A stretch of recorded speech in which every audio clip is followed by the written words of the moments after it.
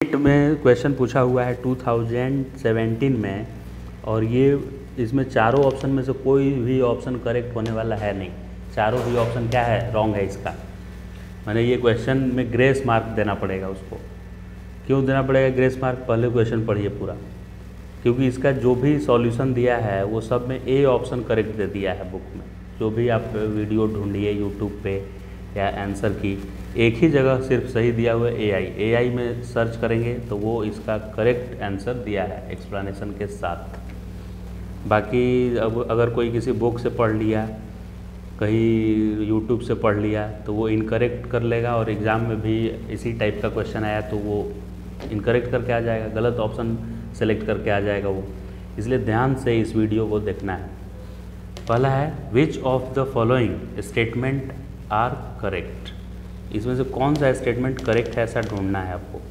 तो फर्स्ट पे चलते हैं हम लोग। फर्स्ट ये बोल रहा है कि centre of mass of a body always coincide with the centre of gravity of body. मतलब ये बोलना चाहता है कि सेंटर ऑफ मास और सेंटर ऑफ ग्रेविटी दोनों एक ही पॉइंट होता है। इसके कहने का मतलब है कि सेंटर ऑफ मास और सेंटर ऑफ ग्रेविटी में कोई डिफरेंस नहीं है। तो ये इनकरेक्ट है। सेंटर ऑफ मास और सेंटर ऑफ ग्रेविटी एक ही पॉइंट नहीं होता है। क्यों नहीं होता है हम समझा रहे हैं यहाँ देखिए। पहला स्टेटमेंट इसका क्यों इनकरेक्ट है, क्योंकि सेंटर ऑफ मास क्या होता है, डेफिनेशन बुक में लिखा रहता है कि centre of mass is a point at which whole mass of the body is suppose to be concentrated. ये डेफिनेशन लिखा हुआ है बुक में। बुक में लिखा हुआ है ये डेफिनेशन कि centre of mass is a point at which whole mass of the body is suppose to be concentrated. लेकिन उससे फील नहीं आएगा ना कि क्या है सेंटर ऑफ मास, क्यों सपोज टू बी कंसंट्रेटेड है, क्यों मान रहे हैं वहाँ कंसंट्रेटेड है, जबकि सच्चाई है ये है कि बॉडी का मास इधर भी है इधर भी फैला हुआ है। तो क्यों मान रहे हैं कि यहीं पे सब कंसंट्रेटेड है, जबकि है नहीं वहाँ पे कंसंट्रेटेड। तो ये ज़बरदस्ती मानने से क्या फ़ायदा है। तो देखिए इसलिए मान रहा है कि कंसंट्रेटेड वहाँ है, क्योंकि ऐसा देखा गया कि इस जगह फोर्स लगाने पे, अगर आप यहाँ पे फोर्स अप्लाई करें तो ये बिल्कुल सीधा चलेगा आगे, थोड़ा सा भी रोटेट नहीं कर रहा था। इस पॉइंट के सामने फोर्स लगाने पे ये रॉड बिल्कुल सीधे सीधे आगे बढ़ेगा, मतलब प्योर ट्रांसलेशन मोशन कर रहा है। ऐसा लग रहा है कि इधर कोई मास है ही नहीं, जबकि किसी दूसरे पॉइंट पे, रॉड के किसी दूसरे पॉइंट पे मैं सेंटर को छोड़ा के कहीं और लगा दूँ, इधर फोर्स लगा दूँ, तो ये रॉड इधर ऐसे हो जा रहा है, इधर कम चल रहा है और इधर ज़्यादा चल रहा है ऐसे। मतलब ट्रांसलेशन के साथ साथ वो रोटेट भी कर जा रहा है, रोटेशनल मोशन भी शो कर रहा है। लेकिन एक पॉइंट पे ऐसा फोर्स लगा रहे हैं कि प्योर ट्रांसलेशन मोशन कर रहा है। तो ये जो बात लिखा हुआ है बुक में कि सपोज टू बी कंसंट्रेटेड, उससे ज़्यादा बेटर डेफिनेशन ये है कि सेंटर ऑफ मास ऐसा पॉइंट है जिस पॉइंट के अलोंग फोर्स लगाने पे body pure translational motion perform करता है, थोड़ा सा भी रोटेट नहीं करता है। ये उसके अंदर की बात है, राइट। अब उसको इनडायरेक्ट वे में डेफिनेशन लिखता है कि whole mass of the body suppose to be concentrated. तो ऐसा इसलिए मान सकते हैं हम कि कंसंट्रेटेड है, क्योंकि इधर मास पे मैं फोर्स भी नहीं लगाया फिर भी ये मास आगे बढ़ जा रहा है। ऐसा लग रहा है कि ये सारे मास यहीं पे रखे हों। जैसे सब मास एक जगह कंसंट्रेटेड होता और मैं यहीं पे फोर्स लगाता तो ये बिल्कुल सीधा चलता है ऐसा। लेकिन ये एक्सटेंडेड बॉडी भी सीधा चल रहा है इस जगह फोर्स लगाने से, यानी ऐसा लग रहा है कि ये सब मास भी यहाँ कंसंट्रेटेड है, राइट।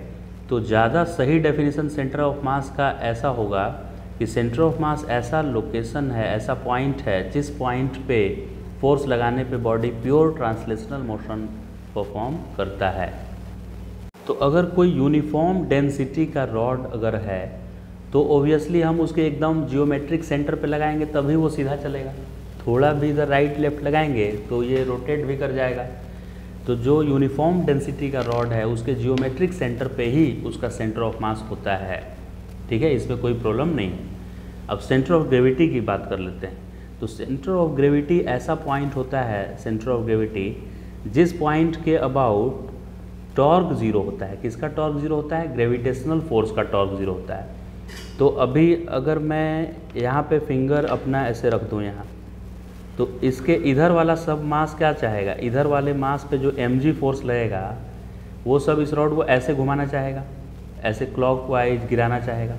और इधर जो भी रॉड का मास है लेफ्ट साइड वाला, उस पर mg नीचे लग रहा है, तो ये ऐसे घुमाना चाहेगा उसको, मतलब ये वाला एंटी क्लॉकवाइज टॉर्क प्रोड्यूस कर रहा है, और राइट साइड वाला मास कैसा टॉर्क प्रोड्यूस कर रहा है, क्लॉकवाइज टॉर्क प्रोड्यूस कर रहा है। तो सेंटर ऑफ ग्रेविटी, तब मैं इसको बोलूँगा कि टोटल क्लॉकवाइज टॉर्क और एंटी क्लॉकवाइज टॉर्क इक्वल आ जाए, तब ये यहाँ पे बैलेंस हो जाएगा। ये रॉड इधर भी रोटेट नहीं करेगा, इधर भी रोटेट नहीं करेगा, यानी बैलेंस हो जाएगा।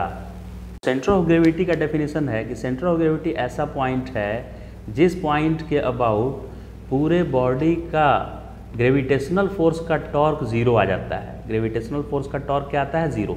इधर वाला टॉर्क, इधर वाला सब मास का जो mg था, वेट उस पर लग रहा था, उसका क्लॉकवाइज टॉर्क आ रहा था और इधर एंटी क्लॉकवाइज, और दोनों इक्वल हो गया था, तो नेट टॉर्क इस पॉइंट के अबाउट क्या आ जा रहा था, जीरो।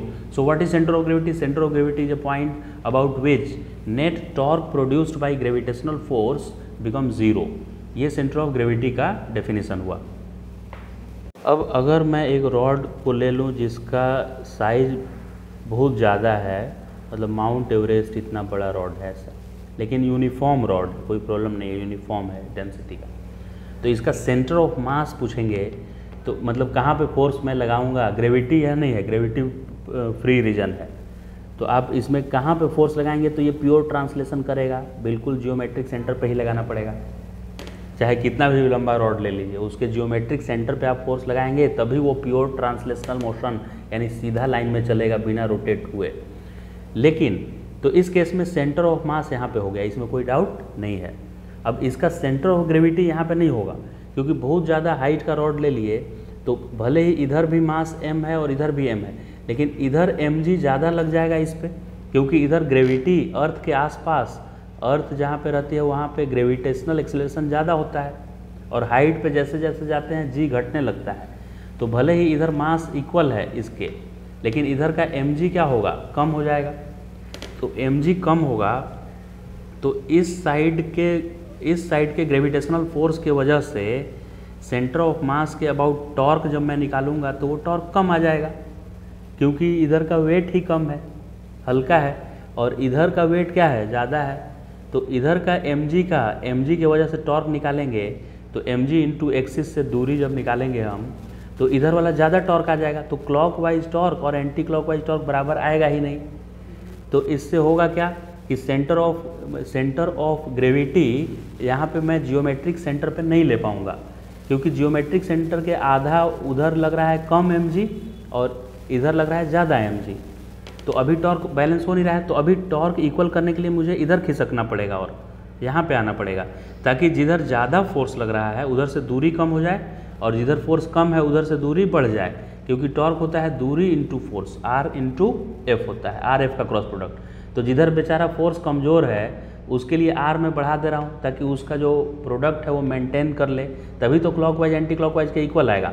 तो इससे हुआ ये कि सेंटर ऑफ मास तो जियोमेट्रिक सेंटर पे हो गया, लेकिन सेंटर ऑफ ग्रेविटी नीचे खिसक गया इधर, तो सेंटर ऑफ ग्रेविटी अलग पॉइंट आ गया। तो सेंटर ऑफ मास और सेंटर ऑफ ग्रेविटी दोनों डिफरेंट पॉइंट हो गया इस केस में।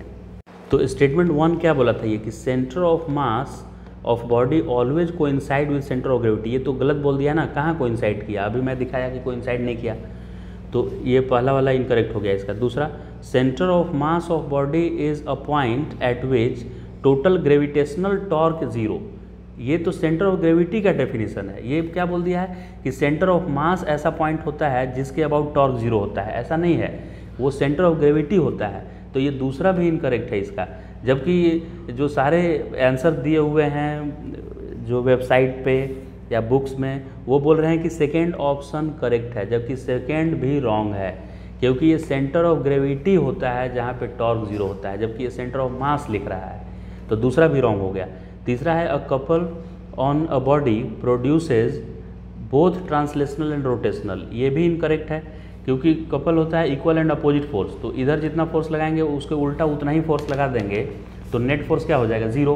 तो वो ट्रांसलेशनल मोशन प्रोड्यूस ही नहीं कर पाएगा, उसको खिसका ही नहीं पाएगा अपने पोजीशन से, वो खाली रोटेशन कर सकता है। वो क्या कर सकता है, रोटेशन, इसको डिस्प्लेस नहीं कर पाएगा, क्योंकि नेट फोर्स जीरो हो जाएगा, तो ये भी जीरो हो गया। तो खाली फोर्थ सही है इसका। Mechanical advantage greater than 1 means small effort can be use to lift a large load. कोई भी मशीन का एडवांटेज कब माना जाएगा, कि आप कम फोर्स लगा के ज़्यादा उससे लोड अपलिफ्ट कर दें, तभी माना जाएगा कि उसको यूज करने का कोई एडवांटेज मिला मशीन को। तो मैकेनिकल एडवांटेज के बारे में बिल्कुल सही लिखा है कि मैकेनिकल एडवांटेज ग्रेटर देन 1 कब माना जाएगा, जब, क्योंकि मैकेनिकल एडवांटेज का ऐसा फॉर्मूला भी होता है, लोड बाय एफर्ट, मतलब कितना आप लोड उठाए कितना एफर्ट लगाए। तो मैकेनिकल एडवांटेज जब दोनों बराबर होगा तो 1 हो जाएगा कट के, और जब न्यूमरेटर ज़्यादा होगा यानी ज़्यादा लोड आप उठा लिए और एफर्ट कम लगाए, तब माना जाएगा कि मैकेनिकल एडवांटेज 1 से ज़्यादा है। तो खाली फोर्थ ऑप्शन करेक्ट है, जबकि खाली फोर्थ स्टेटमेंट करेक्ट है इसका, जबकि चारों ही ऑप्शन में कोई भी ऑप्शन ऐसा नहीं दिया है इसने जिसमें ओनली फोर्थ लिखा है। तो ये चारों के चारों ऑप्शन इसके रॉन्ग है। सही इसका एक ही स्टेटमेंट सही है, वो फोर्थ स्टेटमेंट है।